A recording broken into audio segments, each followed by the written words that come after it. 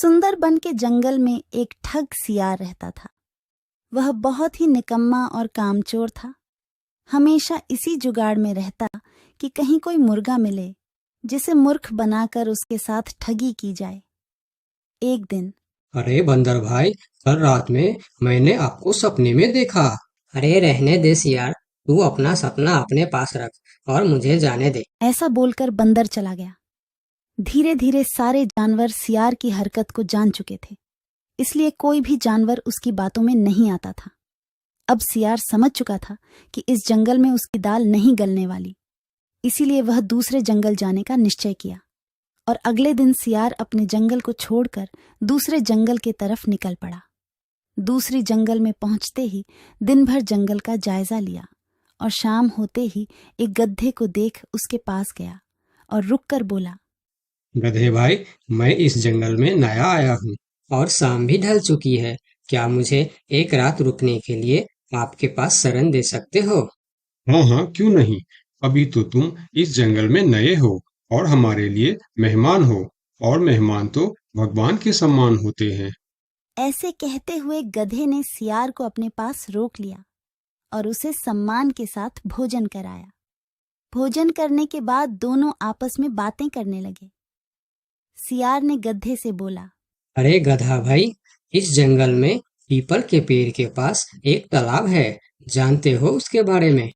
हाँ हाँ, पीपल के पास एक तालाब है। वह तालाब कीचड़ से भरा पड़ा हुआ है। उसका पानी भी बहुत गंदा हो चुका है। यहाँ का कोई भी जानवर उसका पानी नहीं पीता है। सियार ने अपनी आवाज को धीमा करते हुए बोला, क्या तुम जानते हो, वह सोने चांदी का तालाब है। उसके अंदर ढेर सारा सोना और चांदी छुपा है और उस तालाब का मालिक मैं ही हूँ। सियार का बात सुन गधे ने चौंक के बोला, ये तुम क्या बोल रहे हो सियार भाई? तालाब भी कहीं सोने और चांदी का होता है? मैं भी ऐसे ही सोच रहा था। मुझे भी इस तालाब के बारे में कोई जानकारी नहीं था, लेकिन कुछ ही दिन पहले मेरे पिताजी मरने से पहले सारे संपत्ति मेरे नाम की। उसमें यह तालाब भी है और आज मैं अपनी संपत्ति देखने के लिए ही यहाँ पर आया हूँ। यकीन नहीं होता तो यह थैली में देख लो, जो मैंने अभी इस तालाब से निकाला है। सोने के गहने निकालकर गधे को दिखाया, जो उसे ठगने के लिए उसने अपने साथ लेकर आया था। गहने को देखकर गधे को सियार के बात पर विश्वास हो गया और बोला, अरे हाँ, ये तो सचमुच सोने चांदी का है। तब तो तुम बड़े ही भाग्यशाली हो, इसलिए तुम्हारे पास ये सोना चांदी का तालाब है। अब सियार मन ही मन खुश हो रहा था। उसे तो इसी बात का इंतजार था। गधा भाई, मुझे इस संपत्ति से कोई भी लालच नहीं है। मेरे पास मेरे जंगल में और बहुत सारे संपत्ति है, जो मेरे पिताजी ने मेरे लिए छोड़कर गए हैं। मैं तो यहाँ तालाब बेचने के लिए आया था। सोचता हूँ तुम भले जानवर दिखते हो, क्यों ना तुमको ही यह सब बेच दूं। मुझे, यानी यह सोने का तालाब मेरा हो जाएगा और मैं इस तालाब का मालिक बन जाऊंगा। बेचारा भोला भाला गदहा सियार की चिकनी चुपड़ी बातों में बहुत आसानी से आ गया और गधा सियार से सोने का तालाब खरीदने को तैयार हो गया। दोनों के बीच 4 सिक्कों का सौदा तय हुआ। ठीक है सियार भाई, मैं अभी जाकर हिरन के पास से 4 सिक्का लेकर आता हूँ। मेरे पास अपना घर न होने के कारण मैं अपनी सारी कमाई हिरन के पास ही रखता हूँ, और जब भी मुझे जरूरत पड़ता है मैं उससे ले लेता हूँ। ठीक है गधे भाई, लेकिन ध्यान से, जंगल में किसी को इस बात का पता नहीं चलना चाहिए, वरना जंगल के सारे जानवर मेरे पीछे ही पड़ जाएंगे।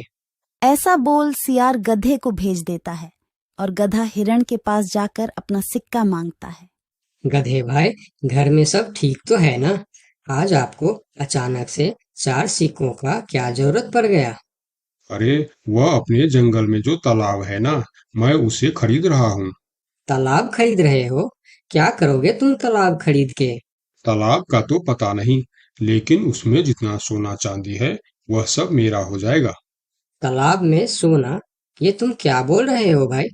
मुझे तो कुछ भी समझ में नहीं आ रहा है। मुझे डर है कि तुम कहीं कोई परेशानी में ना आ जाओ। देखो, तुम मुझसे कुछ भी मत छुपाओ। क्या बात है? साफ साफ बताओ मुझे। हमारे जंगल में एक बहुत ही अमीर सियार आया है। ढेर सारी संपत्ति है उसके पास। और तो और हमारे जंगल में जो तालाब है ना, जिसे हम लोग गंदा नाली समझकर उसका पानी भी नहीं पीते हैं, उस तालाब में ढेर सारा सोना और चांदी है। उसने तो मुझे उस तालाब से सोने का गहना भी निकाल कर दिखाया है। उसी तालाब को मैं खरीद रहा हूँ।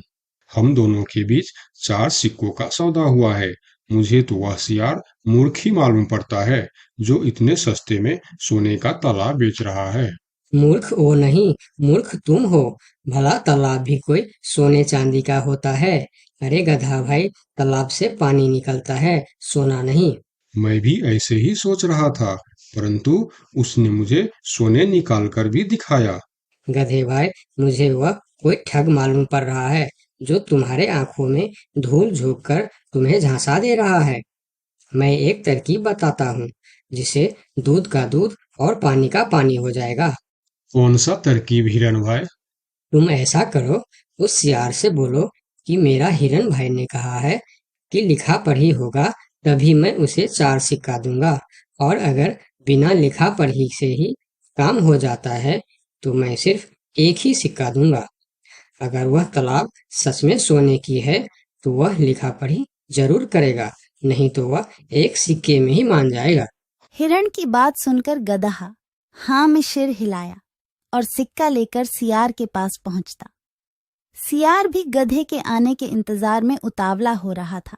गधा पहुंचते ही सियार से बोला, सियार भाई, मेरा हिरन भाई ने कहा है, यदि आप लिखा पढ़ी के लिए तैयार हो तो मैं आपको 4 सिक्का दूंगा, वरना बिना लिखा पढ़ी के आप एक सिक्का ले लो और मुझे यह तालाब दे दो। सियार ठग किसी तरह से जल्दी करके सिक्का लेकर वहां से जाना चाहता था।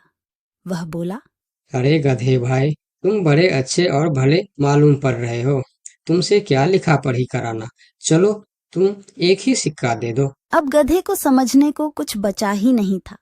गधे को समझ में आ गया कि सियार उसको ठगना चाहता है। ठीक है सियार भाई, कोई भी शुभ कार्य करने से पहले मुंह मीठा करना जरूरी होता है।